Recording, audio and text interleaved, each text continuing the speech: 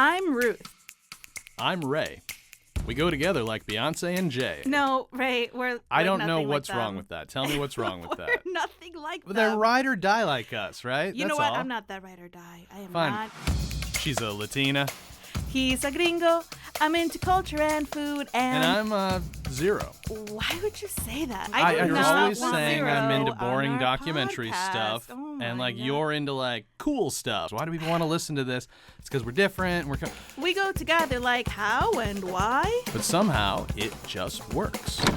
What are you guys doing? Go back to bed, Pablo. We're just recording our podcast. Everybody has a podcast. Everybody has a podcast. With Ruth. And Ray. All right, welcome back to Everybody Has a Podcast. Welcome back, everybody. Hope you enjoyed last episode with our guest John Duffy. This episode, we got our friends from MovieFilm Podcast. I am already obsessed with this episode because this is my jam. This is where I thrive. I love pop culture. I love movies. I like talking with people about pop culture in movies. I am just so happy that we're going to give people something light and fun to listen to. And last year, by way of background, Zaki Hasan, Brian Hall. I met Zaki in film school, Columbia College, Chicago, and Does he know John Duffy? No. Oh, okay. But we bonded over. Intersect. No intersection That's there. interesting because you met both of them. Yeah. Like at the same time, same city, but And they never met each other. Just a total movie nerd, crazy, awesome conversations when you're in film school with the fellow movie nerd, and then he goes on to be huge. Like he's part of the. I think he's the San Francisco Chronicle movie reviewer. Yeah. HuffPo, a number of places, but he's in like the Bay Area critics circle, so he knows movies inside He's a now. film critic. He is also a Professor. professor. Yep. I met Zaki Hasan in film school. He always talked a good game around movies. Total movie nerd. Then he What goes class on. did you meet him in? I don't know. You don't remember? I was in film school, so You don't remember the meet cute Well, we met. with Zaki? No. Okay. Intro to film, okay? And, we were in like a ton of classes together because we were in the same, we were like freshmen at the same time. Sure, And then, yeah. But, Same major. yeah, same major. And so around this time, I didn't know it, but he met his friend Brian Hall, who was who ended up becoming his bestie. And they both move out to California. Brian Hall goes down to L.A. Zaki gets married and starts having kids, and they're living in the Bay Area, Silicon Valley, I think. Anyway, so Zaki becomes this major film critic. Mm-hmm. I love reading his stuff. I think this is a huge compliment, but it reminds me of like Roger Ebert in his prime. That is a big compliment. It is, right? And you were always an Ebert guy, right? Versus Siskel? Well, versus Siskel? Yeah, I don't know about always, but I definitely everyone has come around to being more of an Ebert than a Siskel, right? I don't know. I always thought I always enjoyed Ebert in the sense of like character and charisma, right? Because he was just kind of like spunky and whatever. But I agreed more on the thumbs up or thumbs down. I agreed more on the critique of Siskel, actually. Interesting. Yeah.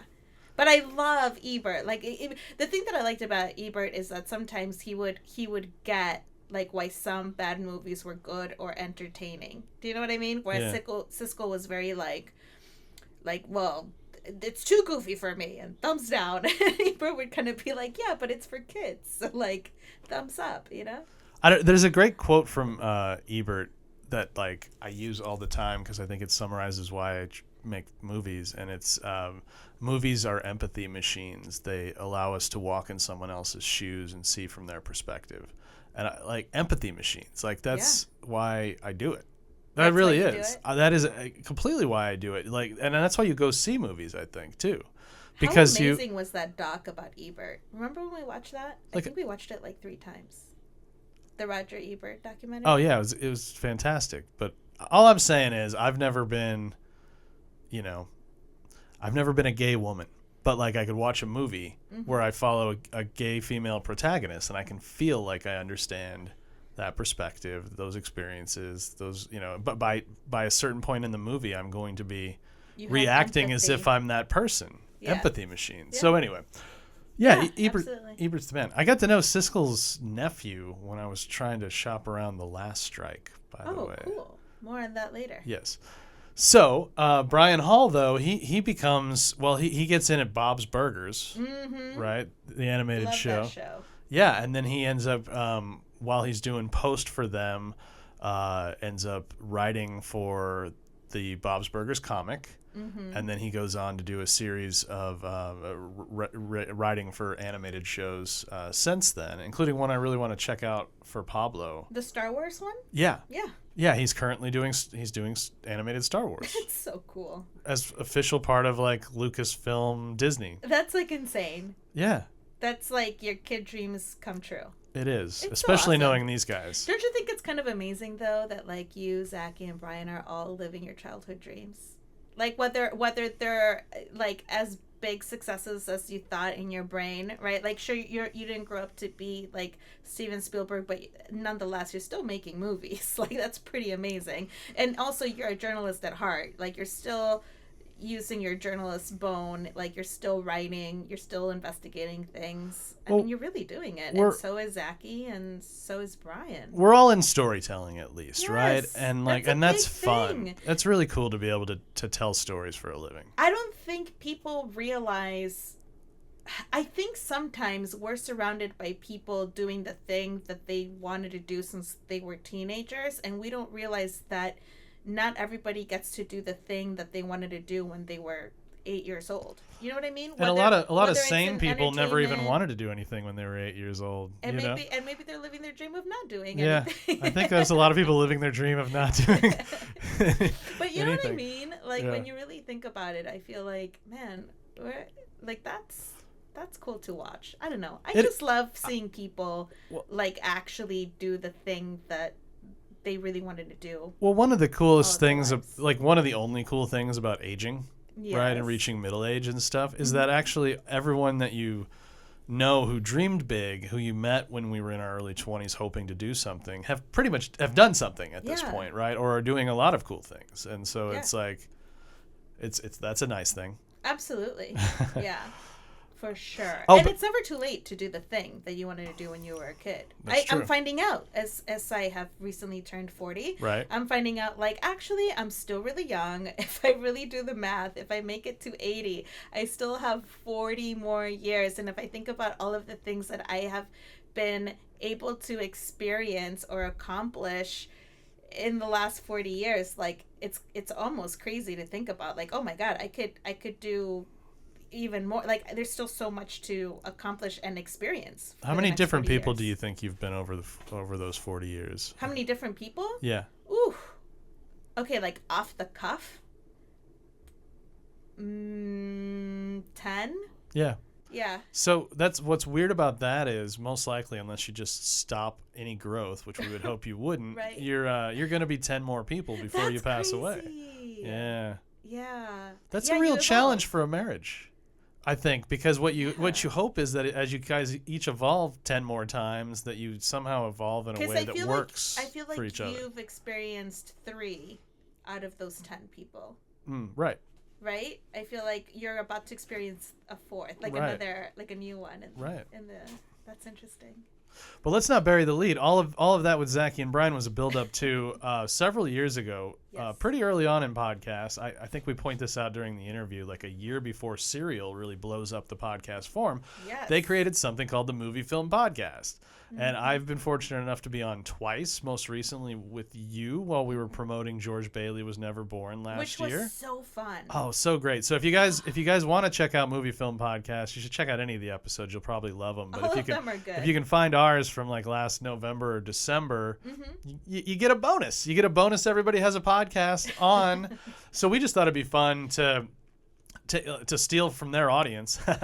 No, we thought we had so much fun talking with them that we thought it'd be cool for them to come on. And I got to say, I think I don't want to offend any prior guests, but this might be our most like fun Yeah.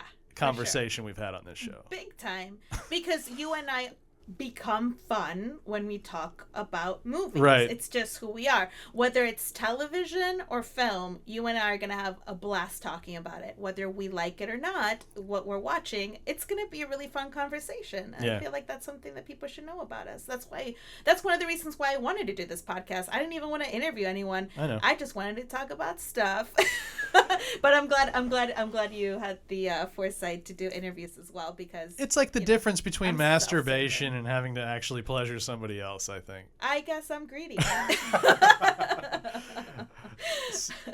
So it's interesting, and we tried to ask them questions that if some of you are coming from being loyal fans of MovieFilm Podcast, and you're just like coming over for this one-off of them on our show, that you would learn things about them and about their movie interests and things like that maybe you never would have heard on their show. You really kind of get like a deeper look into what feeds a film nerd, I think, right?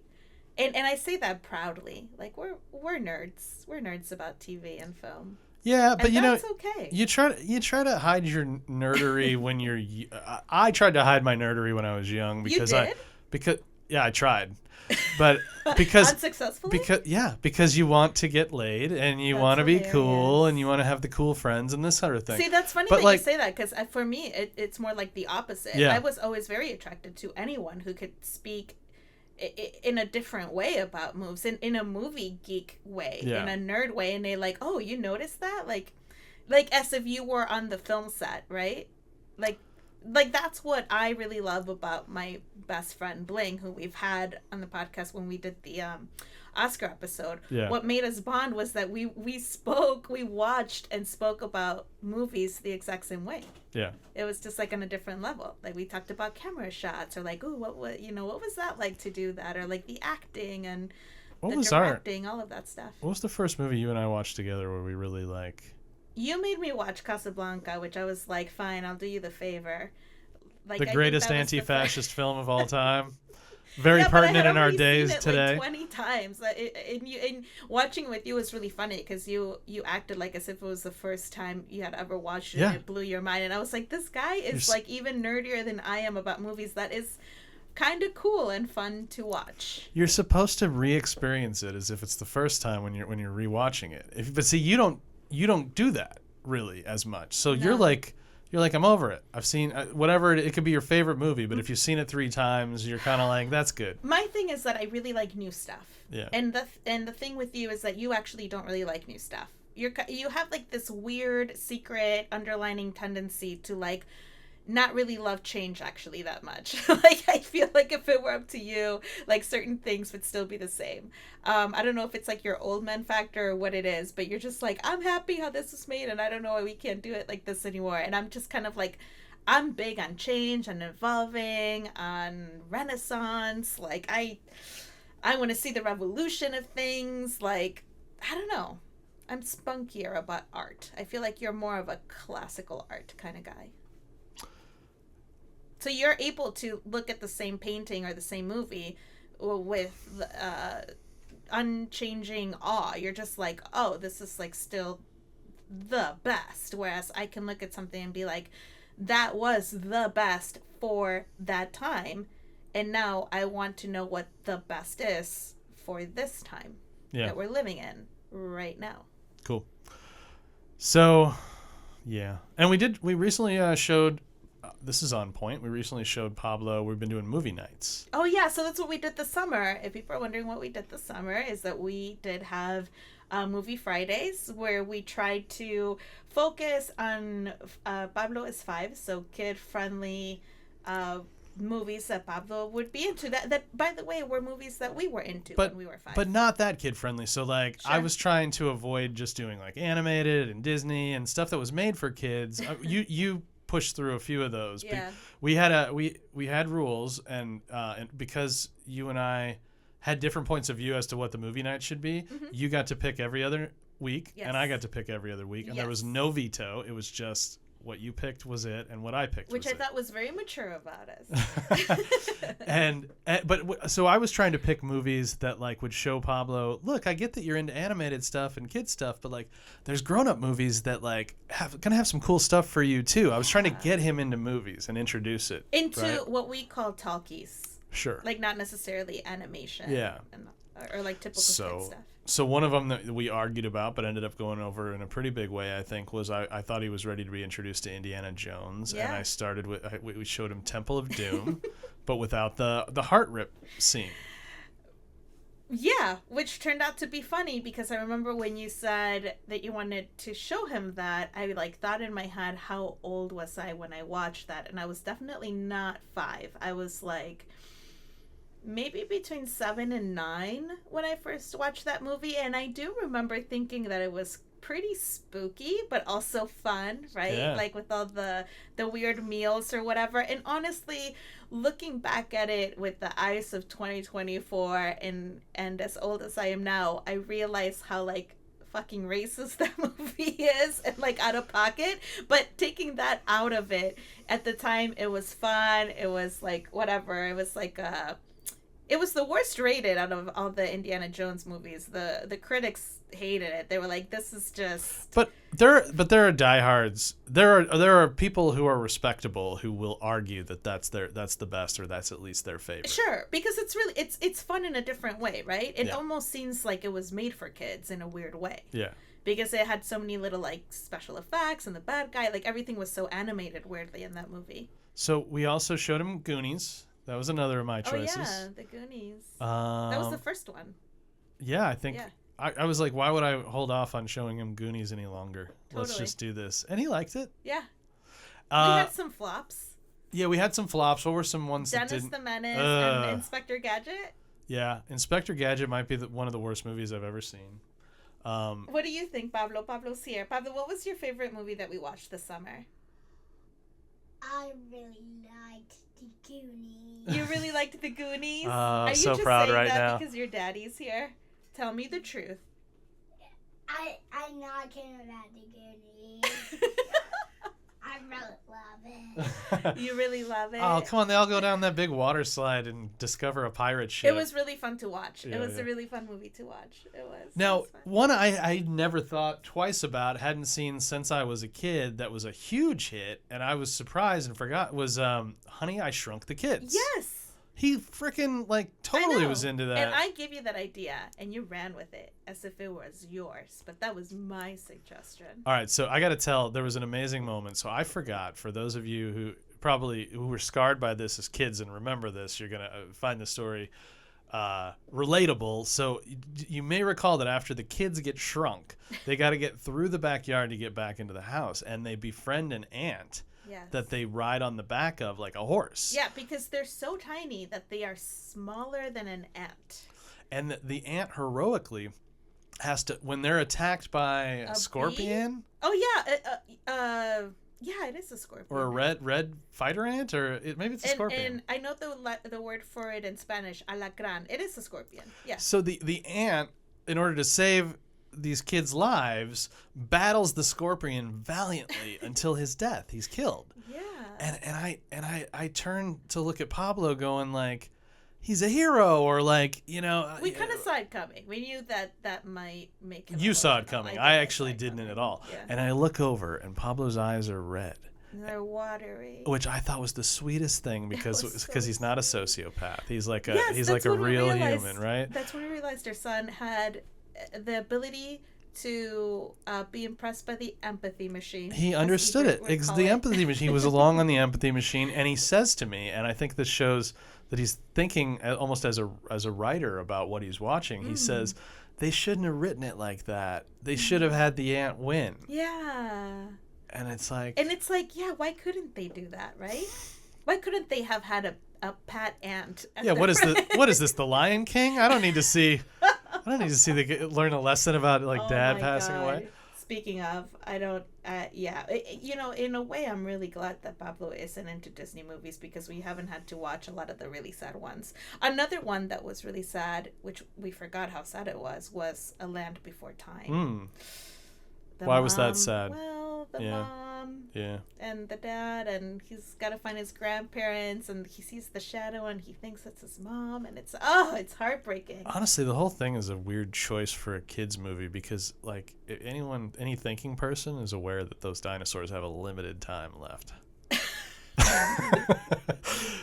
It's science. I mean, but on an up note, which I was very proud of this, and because I really did think about the movies that I enjoyed when I was little, because unlike you, I feel like sometimes you try to introduce things that are a little advanced for him, because he does have like a mature sense to him, but he's still 5. Like, I think we often forget that he's really only 5 years old. Yeah. And so one of my requests was Short Circuit. I remember being really little watching that and just thinking it was so fun, and I did the right thing. I chose Short Circuit 2. Mm-hmm.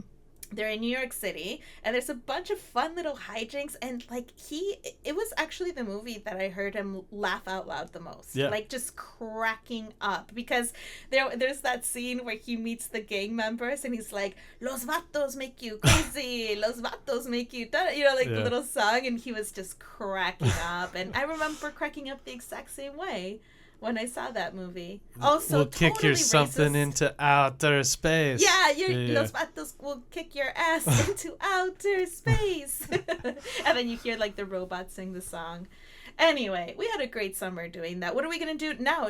Spooky Fridays. I've been waiting forever for you to feel he was ready for your favorite movie. Yes. Which is not my favorite movie, but which I really love. And this October, we'll have to give our listeners the report on how he enjoys E.T. the Extraterrestrial.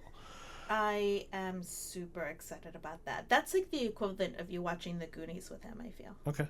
You know what I mean? I agree. Yeah. I agree. Pablo's smiling. He's eavesdropping. He's got his headphones on and he's playing on his tablet, but he's clearly listening to us. But you know what Pablo's favorite movie of the summer was? What? What was your favorite movie of the summer that you watched? I can't remember. Inside Out. Inside Out. Yes, Inside Out. He watched the original Inside Out a total of 7 times.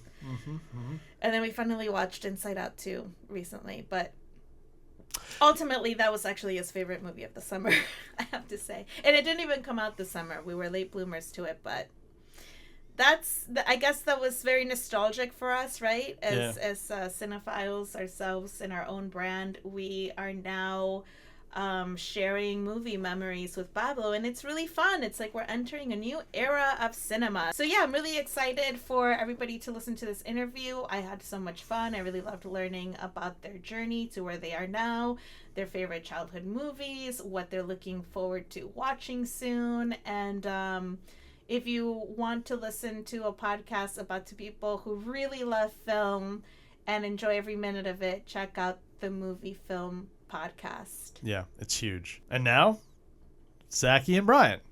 Hey! Well, guys, we felt like one thing you were probably fiending for is just a chance to kick back and record a podcast. You know, something you don't get to do very often. So, thanks for being on. We figured we might steal Absolutely. a small percentage of your audience, but no, we had such a fun time with you guys on your show. Thanks for inviting us on back in December was to a help promote blast. George Bailey. Yeah, it was fun. It's always fun talking with you guys, and especially when she's around, Oh yeah. because I take myself too seriously sometimes, and then she'll like. Did I just go pie in his face? I'm like, ha ha. So you were big on movies, that's clear, but like you were also very early in podcasts, all told. Maybe it didn't even feel like it at the time, even by the time you guys joined. I feel like we were behind the 8 ball a little bit, right, Brian? I know it's weird to think about it that way now, but It was 2012. It was our first episode was about The Dark Knight Rises. was that Wow. our first one? Did we do like just like a general Batman conversation? Well, we That was like a basically pilot or something. it was like it's like Batman 89 versus The Dark Knight Rises, kind of. That was the when we first started, we were throwing a lot of stuff at the wall, figuring out a format. And I always say this, and Yeah. Brian, I know Brian agrees with me. Like probably the first, I would say, like 25 episodes or so are us figuring stuff out, and it took a minute for us to find our groove, right? I don't, Definitely. um uh, we didn't know, was it like now we've got our, like, oh, we talk about like new, stuff we've seen recently, we do listener letters, headlines, we have the review. Back we didn't know what the show was supposed to be about other than being about movies, right? Like, Yeah, it was. I remember there used to be Brian's Corner where I would just talk about some movie I felt like everyone should watch, and yeah. we had trivia at the end of Oh, each like the episode, game, we'd do the game, right? and we'd rotate because we had three, hosts at the time, and we would rotate whose week it was to come up with trivia questions, and then that eventually went away, and we were really, it took a minute to find ourselves, and technically that was the thing that will always left me some scars, like figuring out how to best capture and produce the show, because we had some. Oh, dude, Oh man, if I went back and listened to a couple of them, I'd probably pass out. nightmares. Yeah. So I do think you guys were ahead of the curve. So I count it as like the boom for podcast started with Serial, which was 2013. I realized different formats. So maybe you guys, maybe for the Talkie podcast, you would date it a little earlier. But it seems like the date that word became in everyone's head was Serial in 2013. So you started a year earlier. And yeah, as you went on, what have you kind of found? Like, what is this medium? Like, what's the strength of it? Or like, what did you find that you could do with it? I know for me, I don't. It's weird. Like when I'm driving home from work or whatever, I noticed at a certain point, like, oh, I don't listen to music anymore. Like I'm just listening to podcasts, and sometimes it's just to have something going on that I'm half paying attention to. I have certain podcasts that are the ones I half listen to. And then I have certain ones where if I miss a sentence, I rewind it and I want to hear it again.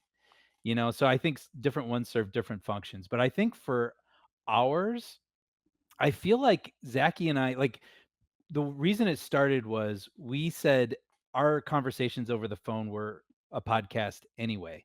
We would see a movie, we'd call one another, we'd talk about it for an hour, and it was, resembled the things that we were hearing in other podcasts, and we thought, I don't know, why don't we record this and just see how that goes? And so I know that's how it started, and I think our hope was sort of what you guys were saying. If you have your film friends, and those are the people you can have sort of a shorthand about filmmakers and actors and screenwriters and things, and then there are the majority of the other people in your life who don't know those things. But if you have that inside you, you want to have those types of insider, you have the knowledge kind of conversations. You want to go to a restaurant afterwards and talk for an hour about the thing you just saw and how that screenwriter, wow, he's really evolved since the last thing he did and whatnot. And so I think for Zaki and I, we would have that conversation anyway, and we would love to be a place where people can pull up a chair and feel like they can have that conversation with us. And that's why I get so gratified by all the listener letters, because then people do chime in. They write in and go, actually, yeah, when you brought that up, it made me think of this, or you said that and I just completely disagree. And so it really has become this unlikely collection of people that meet every week to talk about whether it's the movie news of the week or the big release that came out that week. And for me, that's the thing that makes me so happy about what we're doing. When we started out, it's funny, Ray, when you frame it like, oh yeah, we were like ahead of Serial and all. It's like, oh wow, I guess we were. I felt like for our initial early goings, we were sort of chasing a format, trying to figure out who we were. And what took a while to realize is like, well, the format is just us shooting the breeze, and hopefully people enjoy being a part of that conversation. And it seems to have worked out okay, because as I say often, this has been the longest collaboration I've been a part of other than my marriage. So Yeah. Well, I tell Ray all the time, I'm just like, I don't know, the MovieFilm Podcast is like 2.5 hours long, and I don't mind it. I'm like, I'll listen to it. That's great. I love hearing that. That's a huge compliment. Really, you were the first podcast I listened to on the regular. You got me into Like, podcasts. there's a certain level of like nerd appreciation that you guys have for a certain franchise, and I'm like, oh my god, I know so much about Planet of the Apes because of Zaki. Like, Everybody does. yeah, everybody does. But also, Me let too. I'll file that in the win column. Yes. Get everybody into that movie. What can you each recommend an episode that you think is Yeah, the must one you listen. want to be buried with? The must listen for a new audience member going through your whole catalog. Start with Like that a guy. gateway A episode. gateway episode, exactly. Zaki, we had one recently that I remember being shocked how many people wrote in and said they enjoyed it. Was it our commentary for Terminator Salvation? That was the most recent one, and I Yeah. feel like there was every now and then people are great. Like our listeners are incredible, and they're always checking in with us and saying the things they like and respond to and stuff. But there was like a big response to that one, and there was one other one that was like maybe it's it was the bike riders episode. Yeah, that's right. Inside Out 2 and the bike riders, and we got a That- big response from Big that one. response to that, yeah.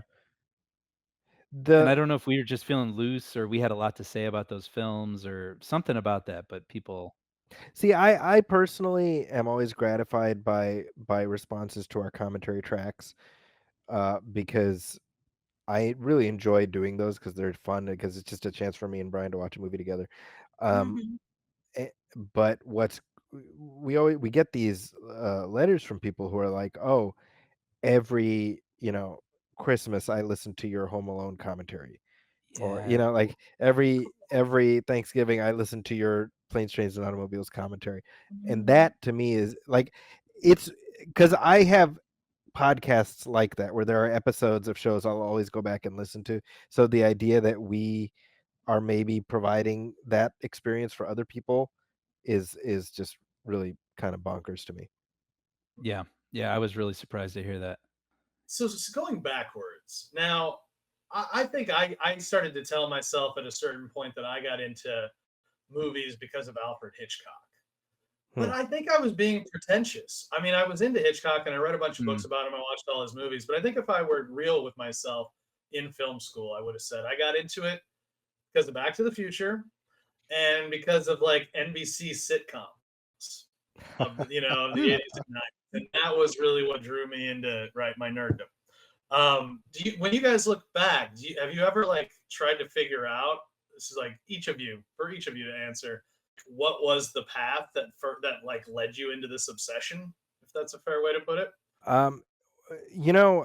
When I was a kid, my family, we moved to Saudi Arabia when I was very young. So we lived in Chicago. We moved to Saudi Arabia when I was probably 3 going on 4, and we took a whole bunch of movies on VHS, so like dupes of movies, and it was stuff from late 70s, early 80s, and specifically it was like the sci-fi fantasy stuff. So Star Wars, Superman 2, Tron, Flash Gordon, The Black Hole, um the sort of stuff from that specific era.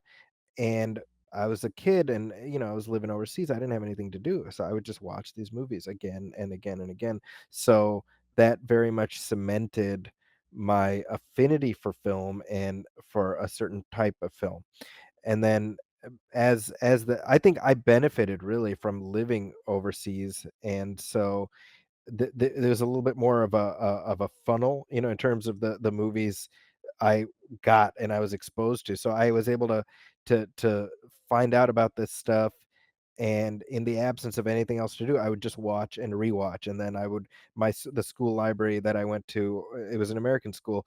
I would find books about the making of, and I was that kid who was in 3rd or 4th grade, and I was like, I want to know how they made King Kong. And I still remember getting specifically, there was a series of books. I think they were from a publisher called Crestwood, and it was about the classic movie monsters. So it was like King Kong, Godzilla, Frankenstein, Dracula, and stuff. And it was like the story of the movies, and then it would go through the different, so the Universal ones, the Hammer ones, etc., and then all the behind the scenes stuff. They used these armatures, and Jack Pierce did the makeup like this, and I knew the names, and I knew, and so before I was even 10 years old, that was already just I enjoyed watching the movie and I enjoyed learning how they made the movie.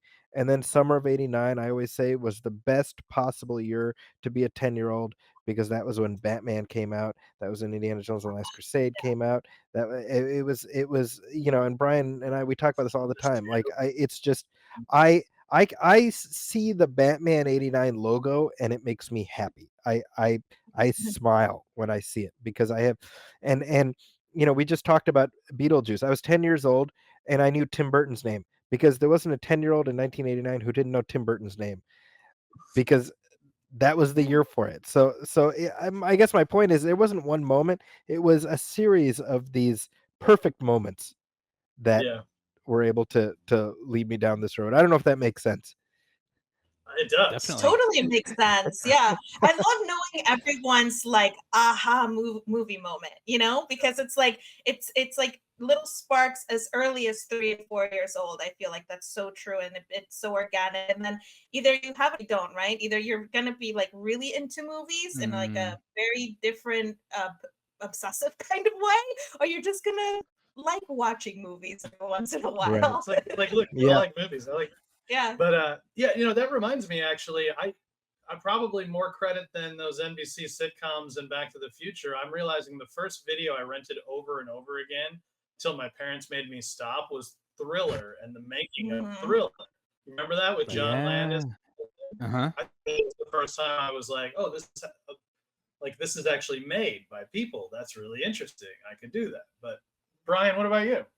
I related to, I think, what Ruth was saying earlier about like a certain age where you either snap to it or you don't. I was 5 years old and my mom took me to my first movie in the theater, and it was E.T.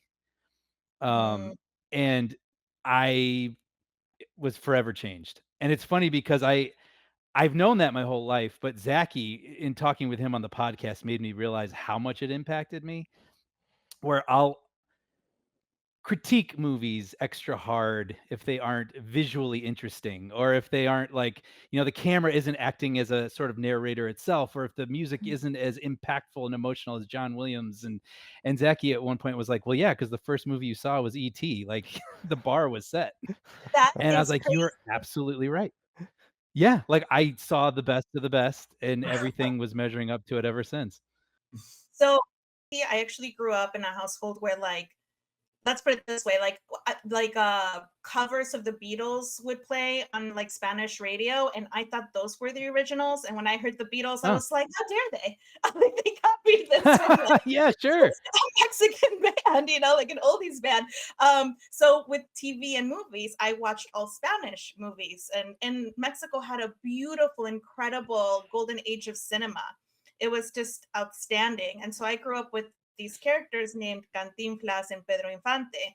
And they were just like classic Mexican, like Cantinflas was like the Charlie Chaplin of our times, but he actually spoke, and he was kind of like a goofball. And he had a really cool backstory. He was always like the poor character that does good and is just trying to make things better. And then Pedro I've seen his Infante films. was like, aren't they great? They're so powerful. They're great. Especially at the time, and they're all emotion. Like the thing about these movies is like they're all just like heavy on feelings and stuff, and politics and socioeconomics and like all of this stuff. So I had that bar. But when I started watching more American films, the first two films I remember a lot were Gone with the Wind, and I thought that's a stunning looking film. And I had never seen a woman like that on camera, who was just a total bitch, but she was like interesting and captivating. And I was like, who is this? So like, and who is that sexy man who puts up with her? I'm like, I don't know what is going on here. Like, I didn't even understand the historical aspect of it. I was just like interested in the dynamics because that's what Mexican film gave me. But then when I turned 5, my brother and sister went to school every day, or no, it was like 4 or 5, and I only had half-day kindergarten. And I only had like 2 video cassettes. One of them was a film from Spain called The Adventures of Enrique, Henry, and Anna, basically in English. And that was like a wild musical movie that's available on YouTube, by the way. And I remember watching E.T. and being like, I'm Drew Barrymore. I'm that little girl. Like I could just, like, I felt like I was her. I got her. I looked very similar. I had the curly little pigtails and the overalls, the cute little outfits. And I had 2 older siblings, and it was like a broken household. But I would watch it every single day, right after school and before my siblings came home from school. So I completely fell in love with E.T. and to this day, like how when you see the Batman sign, you're like, oh, get like misty eyed. Like if I see the ET sign, like forget it. I like lose it. In fact, I went to as an adult. I went to Universal Studios. Set you off, but oh, you don't understand. I'm so okay. So 2 things. One, did you ever get to go on the ET ride at Universal Studios? No. Okay, I've never gotten to hear him say my name. You know how oh my god, you know how they take the picture while you're on the roller coaster? In my picture, I'm literally crying. I'm smiling and crying. I'm like the only person on the ride. I'm like, oh my god, I'm like, this is my dream come true. Because you're riding a fake bike with a basket and like ET. It's adorable. And I told Ray, and I'm like, no, listen, we have to be patient with the child. Like, he must be ready. It's like Jedi, And he's like, okay, when can we finally watch ET? And I told him when he's 5.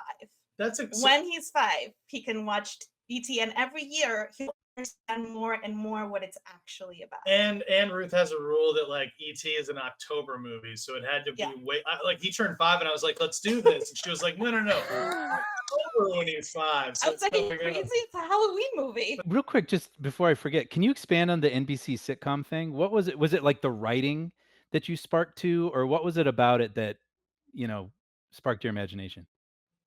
So that's okay. I'm glad you asked, because I actually have a theory, but I'd like to hear what your answer is. Hill Street Blues had just become a hit, like I think weeks before or after I was born. I've come to realize since, and I remember distinctly when I'm like 2 or 3 or 4 that my bedtime is when Hill Street Blues comes on. So I remember that little like sound of the siren, and that kind of like gentle music starts playing. And then it's like, all right, I'm hugging my mom and I'm hugging my dad.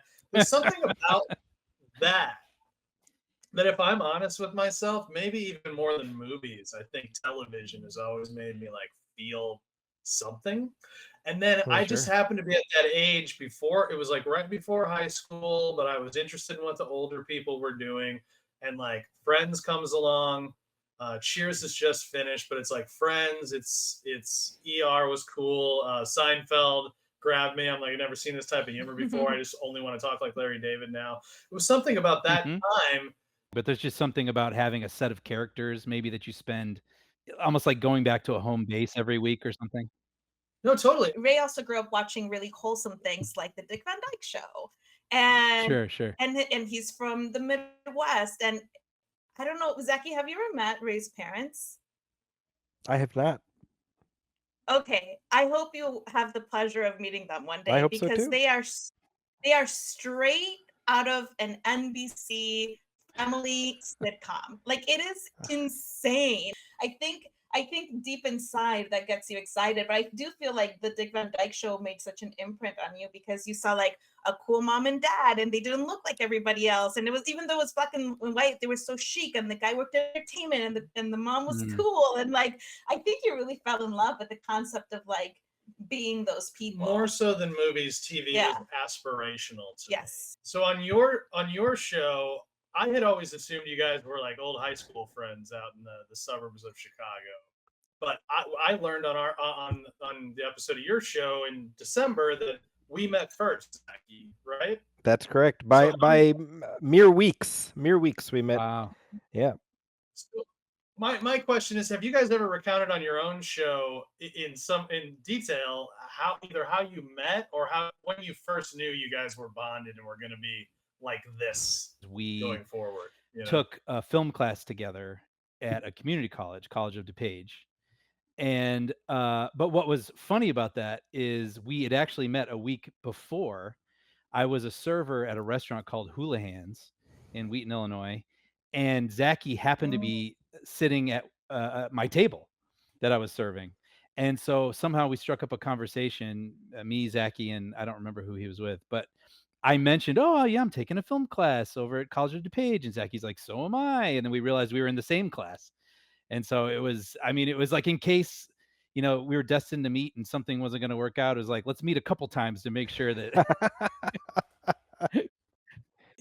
When you're in high school and you're basically, I would call myself this proudly, a movie geek.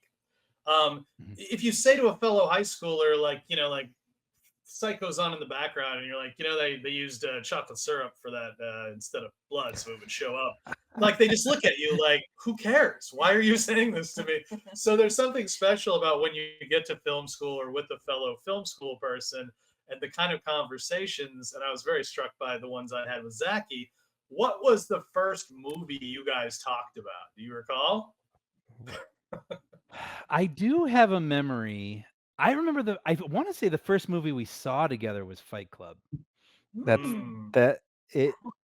in was the theater. It was either Fight Club or Three Kings, whichever came out first.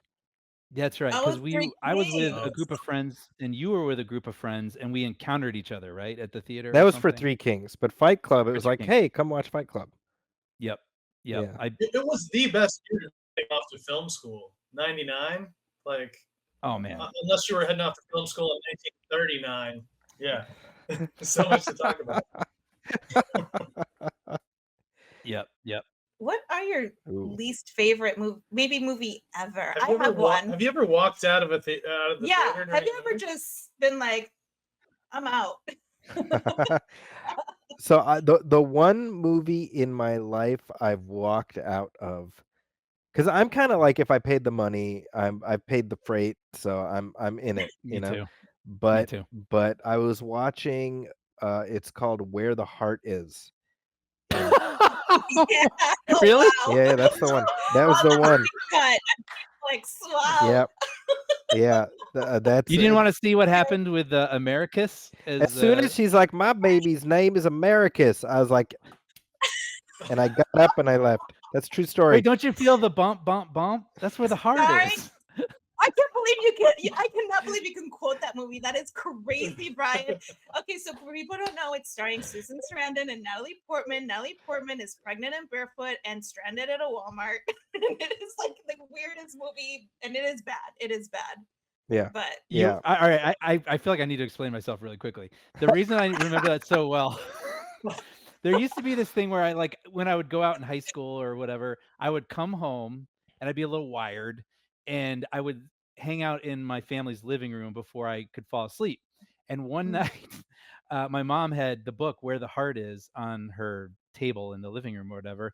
And I was so awake, I was like, huh. And I just picked it up and I read like half of it, like in one night. And so then I think the next night I was like, well, gotta finish this. And then it just became this. Then when it came out, I was like, Mom, do you want to go see Where the Heart Is? Because like I read the book and it wasn't that bad. Oh, that's Wait, cute. so, You went with your mom. that is really Yeah. cute. Wait, so what was adorable. better, Yeah, the book or the movie? I truly don't remember it at all. I just remember those little things about it and the memory of reading the book and going to see it with my mom. But I don't remember it, if I'm being honest, very well. So have you walked out of a movie theater ever before the movie was done? This is almost like cheating because it's so awful, and it's like, well, obviously. But I remember seeing Weekend at Bernie's 2. And I was very young, and so you don't discriminate a lot when you're young. But I remember being like, it was maybe one of the first moments where I did. I was young, I paid, I went to a movie theater and was like, this is awful, and I think it might have. I do have a memory of the theater being pretty empty except me and my friends, and I remember we got up, so we were like 12, and we just started walking around and just sort of ignoring the movie, just being like, wow, we're in an empty theater. Like anything else was interesting to us but that film. I remember that. That's And I really have funny. to say, it's an easy target, but when I saw, I think it was it Morbius?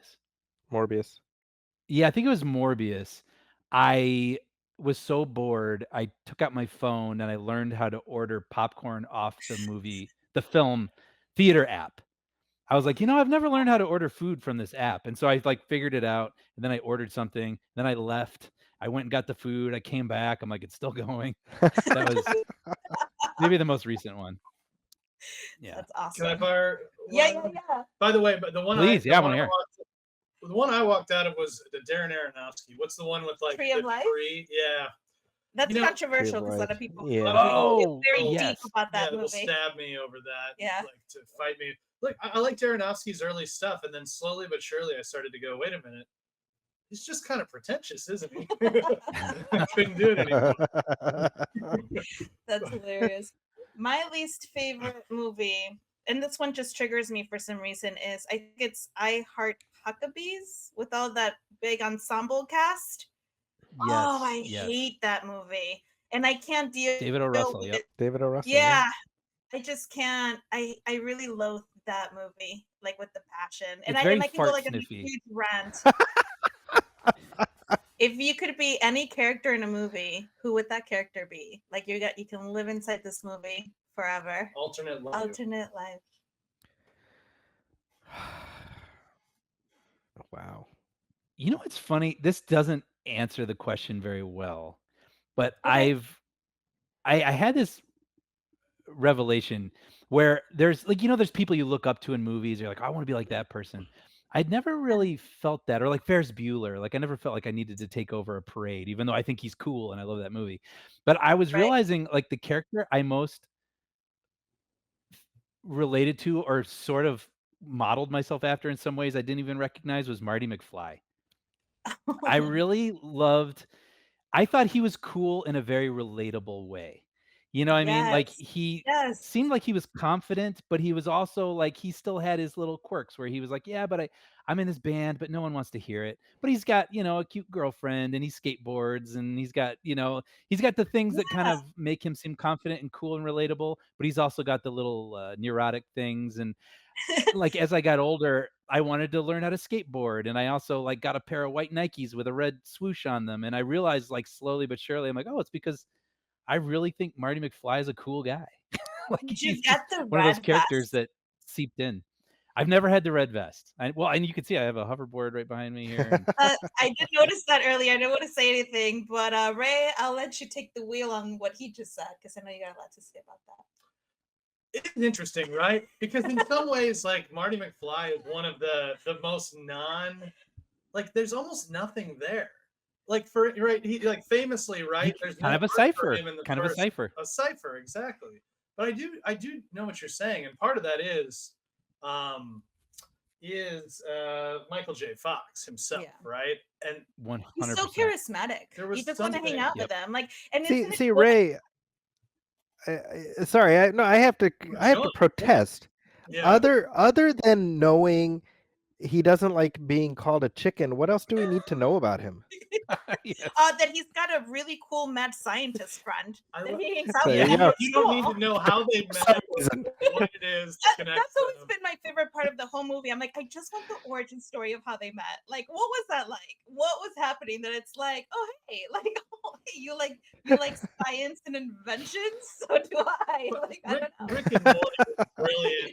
They're like, we don't need to sequelize Back to the Future. Just take that. There's something about that formula Yeah. that you could just do episodically. I just love your answer, Brian, Yeah. because Ray is like the biggest Back to the Future fan like I've ever met. Well, and I he love has the vest and the hat. Well, look at his background. He's got I the know. hoverboard. Was You that Oh, I got the Ross? thing. I have the hat too. The hat. Yeah, I even for in 2015 for Halloween I was was Dr. future Marty. Marty. I have like Future the Marty, jacket and yeah. the But it's like, Amazing. sorry, now that you opened it, but you started with Ferris Bueller too, right? And you're like, I thought he was cool, but it was interesting. There was this era of our youth where it was a bunch of Michael J. Fox characters. It was Mhm. Ferris Bueller. It was like Zach Morris. Mm. There was like the kind of this slick, preppy white guy who would have been like a loser in another generation, but for some reason was like getting over on authority. I don't know why it worked, but it did. That's so How about funny. you, Zaki? I always looked up to Mr. Strickland in the Back to the Future movies. slacker. I was like, man, that guy. Biff. No, one thing I've often said is that like I wouldn't want to like be Superman because that's a lot of pressure, Mm. but I would love to do what Superman does.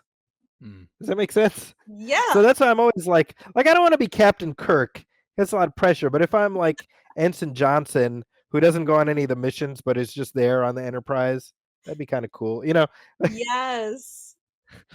When you you know. do what Superman does, at first I thought rescue people, but I think you mean like fly, look through walls. Yeah. Super strong. Maybe rescue if I feel like it, if I'm feeling it, But when the blue sky beam shows up, I figure leave that to somebody else. I like the idea That's you me. make an announcement like, look, I'm not doing this all the time, okay? You can't count on Yeah. me. You're still gonna take care of yourself here. But Yeah, exactly. Ray, I should mention, I was in my class today. I screened the movie Smoke Signals, which, if I remember, we watched back at Columbia. Oh wow. your memory for these, when we were on your podcast, you brought up a couple that I'd forgotten that we watched together. I forgot we watched Dogma together. Re-listening. That's right. We watched Dogma. We watched The World Is Not Enough. We watched that together also. Well, those I remember because you were like my regular, starting with like the first Pierce Brosnan. I think. Oh my God. No, just the two. fun World Is Not buddy. Enough and Die Another Day. We watched That those. it? Those are the only. Is that the one with all the ice? The 1999 That's one? Die Which one's Another that? Day. That's Die Another Day. Do you remember That's when Die we Another watched Day. that That's on 2002. That's 2002. That was the worst, right? But I like that opening. Well, I That was told crazy. Zaki afterwards they were trying to find a way to explain how, because it was right after 9/11, and it was like, where was, I joked, like people say, where was God on 9/11? This movie was meant to explain where was Bond on 9/11. He was captured and being tortured. Like, oh, that's why he I didn't remember. stop it. I remember we had that conversation. Yep. That's I remember we had that crazy. conversation. I did not get that out of that. I'm not that deep. I was like, this is bad and I can't stop watching it and I now need to finish because I've invested too much time. Now, Zaki, you've got 6 kids. Congratulations on your latest. Thank you. That's very wonderful. Well done. Yeah. You're gonna get to keep Well done. introducing more and more of your, because I know it's a joy to you to introduce your kids to these same set of movies again, right? Or are Yeah. you over it Yeah. now? No, I love it. I love movies, TV shows. This is a TV show. I just started another rewatch of The West Wing, and because my 13-year-old was like, "Hey, I want to watch it. I've never seen it." And I was like, "All right, let's go through it." And my oldest, who I've watched it with twice, he's like, "Well, I want to watch it again." So we're watching it together for the third time. The West Wing, the whole Wow. series.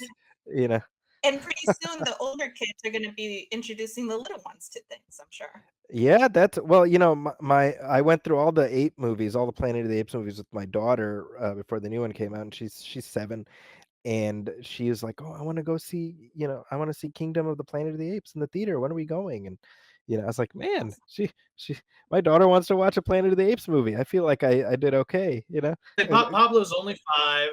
We're doing a Friday night movie night, have been for like a few months now. What my intention was to introduce him to what we think is cool. Pablo, this is what like a grown-up movie is, but like we'll still pick things that you could get into, like Short Circuit or Right. something. It's not explicitly a young kid animated thing, right? So very controversial. I decided we were going to show him his first Indiana Jones, Temple of Doom, but without the heart rip. We're going to fast forward through that, right? And Makes this was argued about right up through like the moment I turned it on, because it was like, no, it's way too early for Indiana Jones or Temple. What do you think? How do you decide?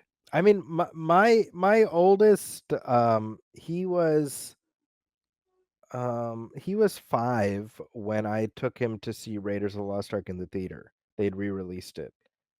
So Right. that began So his and he had you know what, he had already seen the Indiana Jones films before then. He had, so because he was already familiar with Indiana Jones. So I'm probably a bad parent, but yeah, we did them all. Like we did back then. It was just the first 4. We did all 4. He was for sure younger than 5 when we watched them.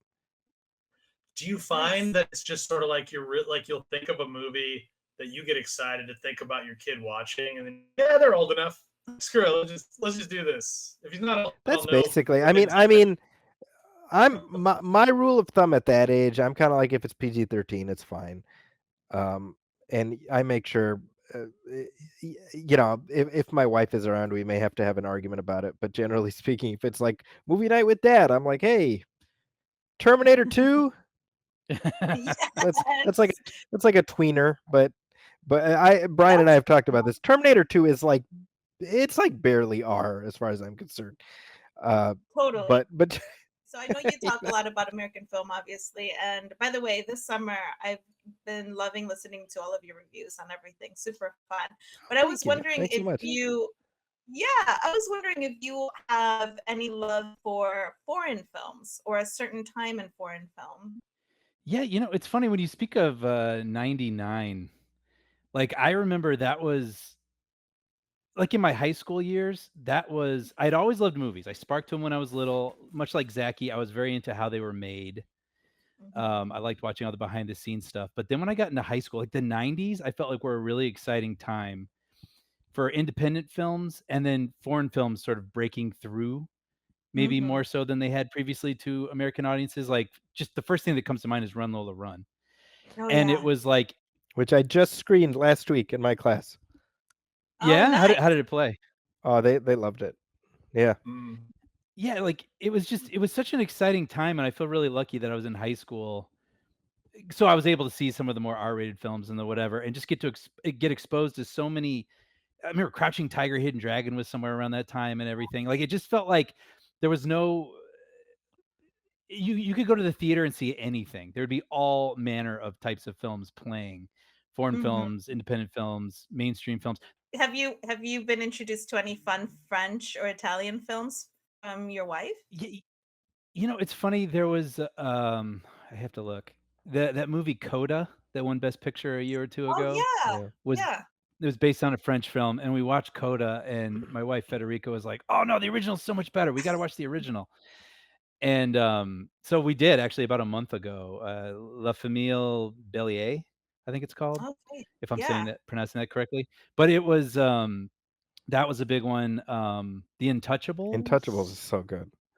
Yeah, That's that one excellent. was remade as an American film with Bryan Cranston and Kevin Hart, I Kevin Hart. believe. But the original with Omar Sy and I don't remember who the other gentleman is. Very good. The Untouchables. I'd recommend that to anybody. I have not watched that. I will write Writing that it down. down. I finally got A back real into emotional, fun crowd pleaser kind The of film. the original one is very good. Very good. Yeah. Okay, good. Yeah, I'm trying to get back into my foreign films, and I'm actually going back to like 60s, 70s French film or like European film because I find that that's like when the most fun was had, like really abstract ideas and Salvador Dali kind of art and stuff like that. And so I made Ray and Pablo watch Fantastic Planet. Have you heard of that movie? Oh wow, I It saw is. that. I'm not seeing Did you Yeah, see that, Zaki? I saw it at Columbia. In fact, You in a did? cult classics class. Yeah, that was Okay. it's the animated film, right? Yeah, it is Yeah. incredible. I recommend Yeah. everyone watch it. It is such a beautiful example of like obscure art. I recommend it. It's a beautiful art film. A Fantastic Planet. You unearthed a memory with that one. Mhm. I also really like Cinema Paradiso. Oh Yeah, yeah. I've never seen that. That's like a big blind spot for me. Is there a Saudi film scene? There wasn't when I lived there. I think there is a drive towards that now. Like I'm talking within the last 10 years or less, but it's sort of, there's certainly filmmakers who originate out of Saudi Arabia who are now, there's a move towards sort of liberalizing certain things in that country. So I'm curious to see what happens in the next, in the next decade, certainly. That's exciting. I'm down. Yeah. Yeah. What films or film are you most excited about for the next semester, as I call it? Man, that's good. Well, coming up this week, I have cheating a little bit. I've seen it already. But Beetlejuice. Yes. I was really excited about that because I've said this years back with Tim Burton. He was a really important filmmaker to me early on, of course, because of Batman '89, and you have Beetlejuice, Pee-wee's Big Adventure. I think is one, if not my favorite, in the top 2 or 3 of my favorite comedies of all time. Edward Scissorhands, whatever. And then Tim Burton became like, what if we, like a big corporation would be like, what if we took Tim Burton and made him applied him to RIP. And Yeah. that was an interesting experiment once or twice, but then it was like, well, no, I don't know. I just want to see unfiltered Tim Burton. So I was always, for years, I've been like, I just want to see something from Tim Burton's brain again. Yeah, like practical effects, unfiltered weirdness. Yeah, no, I agree with you. Yeah, and another thing that I'd been saying, and it did happen, was, Spielberg was making Ready Player One and all these sorts of huge movies, and everything he did was big. And I was like, I want to see what he would do with like $30 million. Like, what's one of the best filmmakers in our lifetime, maybe in the history of cinema, one of the best filmmakers, storytellers. What's a story he would tell with no budget? Like just a unfiltered story, and then we got the Fablemans, and so I feel like my two wishes came true. So there's the Superman Super/Man, the Christopher Reeve documentary that I just know from the trailer I'm gonna be a weeping mess at some point in that. I'm very much looking forward to that. And speaking of Superman, we have a new Superman movie coming out next summer, which I will always be excited for a Superman movie. It's been so much fun, you guys. Before we close, I do want to promote like your other side projects and what you're up to in life and all of that stuff, where people can follow you. Yeah, what are you proud of these days? Well, for me, episodes I've written of Young Jedi Adventures, an animated Star Wars kids show, just recently dropped on Disney Junior and Disney Plus, and so a lot of these episodes I'm really proud of, and everybody did amazing work on it, and they look incredible, they sound incredible. So I'm really proud of those. That's awesome. As for me, I've got articles at the Wrap and IGN and the San Francisco Chronicle dropping every couple weeks or so, and you can hit me up on social media at Zaki's Corner. That's ZAKIS Corner. I did want to ask you, Zaki, do you think you've got like Roger Ebert at one point, right? Famously wrote what was that?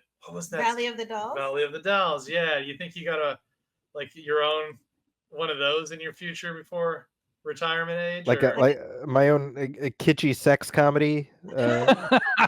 Like an idea for a production of some kind, you mean? Yeah, basically like you're like, look, I'm a film critic and I'm a professor, but I'm gonna one and done join with this right filmmaker. I got this story that I've been wanting to tell, and it's this. Not so much a film, but Brian knows this. I tell him all the time. I'm like, man, we got to crack like a really awesome CBS procedural and just let that shit run for the rest of human existence. And I don't even let somebody take it over. I don't care, because those things just go forever. NCIS started when George Bush was president. Oh, there you go. I like it. So many houses have been It's so burned. true.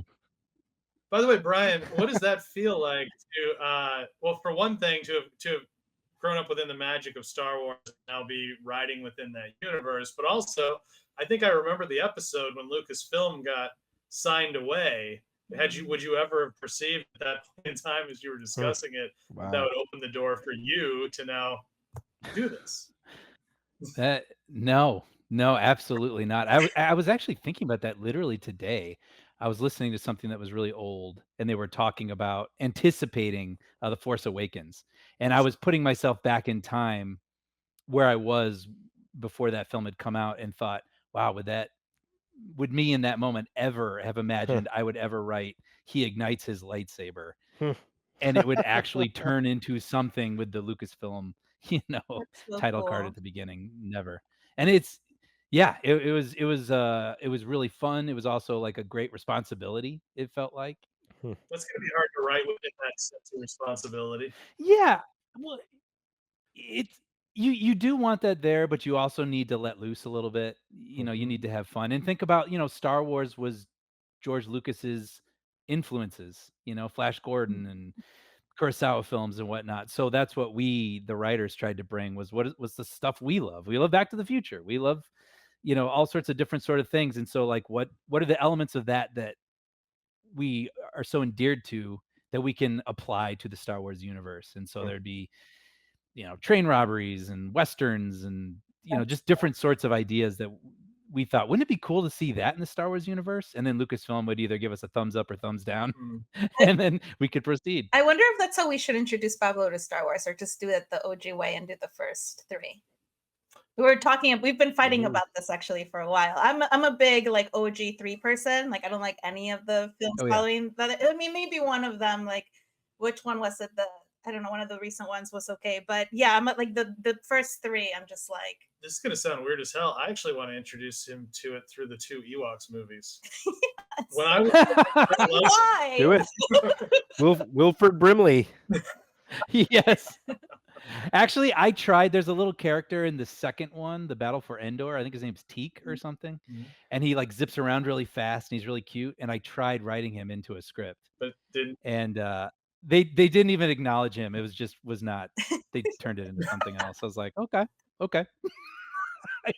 So I want to mention that Brian wrote into an episode a character named after my daughter, and she's Princess Inaya, and I'm like, that's a character who is in canon, who is named after my daughter, and that can never be taken away, and that's something that Brian did for me, and it was just really, really sweet. So Well, and she comes from the planet Hassan.